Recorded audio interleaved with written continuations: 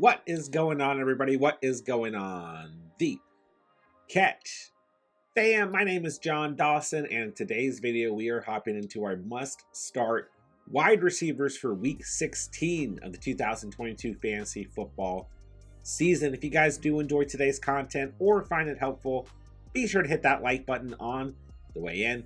Hit that subscribe button if you are new to the channel. It really does help us out when you guys hit that like and consider subscribing. And please feel free to drop any comments, questions, concerns pertaining to the 2022 fantasy football season down below. I'll get back to you as soon as I possibly can. Keep in mind, during today's video, we're not talking about guys who are obvious must-starts like Devontae Adams or Justin Jefferson. We're kind of looking to those in-between wide receivers who you may be considering on your bench, who overall have favorable matchups and should be in your starting lineup in comparison to other players you may have been filtering in and out throughout the season. Without further ado, let's hop into today's video. All right, first up on the list, I've got DK Metcalf coming in as your wide receiver 12 so far on the season. We had him in the video last week going up against the San Francisco 49ers. He had 12.5 fantasy points, 9 targets, 7 receptions, and 55 receiving yards. We know that Tyler Lockett is going to be out in Week 16 dealing with a broken finger, and Metcalf will face the Kansas City Chiefs as the primary and sole #1 option for Geno Smith. The Chiefs are allowing the 4th most fantasy points to the wide receiver position so far on the season. Since Week 8 of the season, Metcalf has given you double-digit fantasy performances in every single matchup. I am still a believer in this Seahawks offense. Over the last 2 weeks, they've had some struggles. This is a must-win game for the Seahawks as they hope to keep their playoff picture alive. I think this will be a competitive game. When we look at the last 2 weeks for the Kansas City Chiefs defense, they have been kind of struggling at the end of the day. So I think that this is a good opportunity for Metcalf. I think he gives us another solid stat line. I think he is a great wide receiver 2 or flex option as we approach Week 16 of the fantasy season. All right, next up, I've got DJ Moore, who will face the Lions, the team that is allowing the 3rd most fantasy points to the wide receiver position. I think DJ Moore is a really solid option for you guys as we approach the week.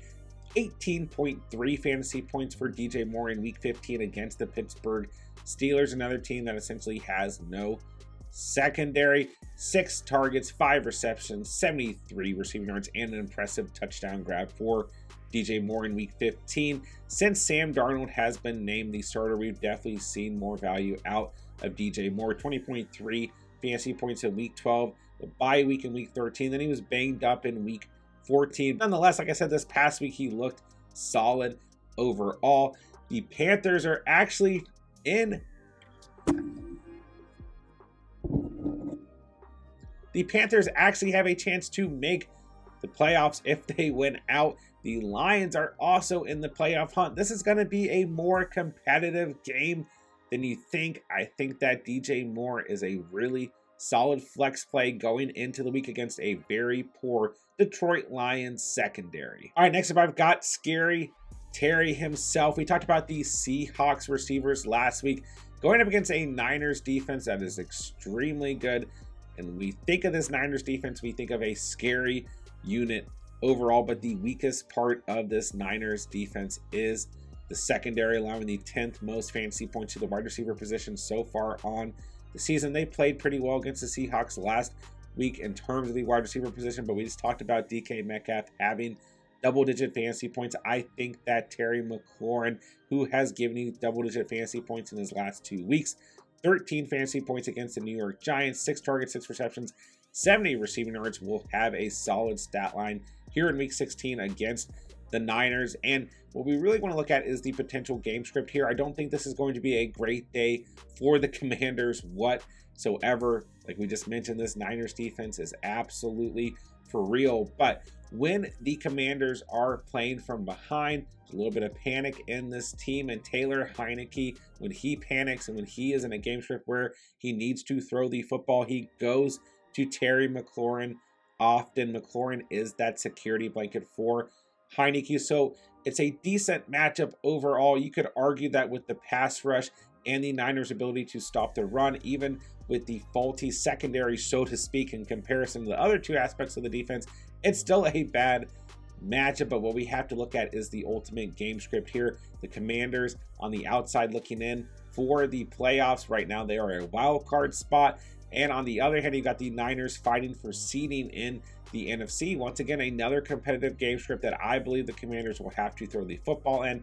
Terry McLaurin, a solid wide receiver 2 or flex option as we move into week 16. All right, next up, let's talk about Jerry Jeudy, who's given you 10 or more fantasy points in his last 3 performances. 14.6 fantasy points in week 15 against the Arizona Cardinals, 8 targets, 7 receptions, and 76 receiving yards after having 33.3 fantasy points against the Chiefs in week 14 and 3 touchdowns. He'll face the Rams, who have given up the 9th most fantasy points to opposing wide receivers so far on the season. They've looked pretty good so far. The time I'm recording this on Monday Night Football in a cold game against the Packers, at least in terms of opposing wide receivers. But at the end of the day, this should be a more favorable game script and a better environment in terms of weather against the Rams. And I think that the Broncos don't really have a choice but to kind of throw the football around. They do have a decent run game, I guess, all things considered.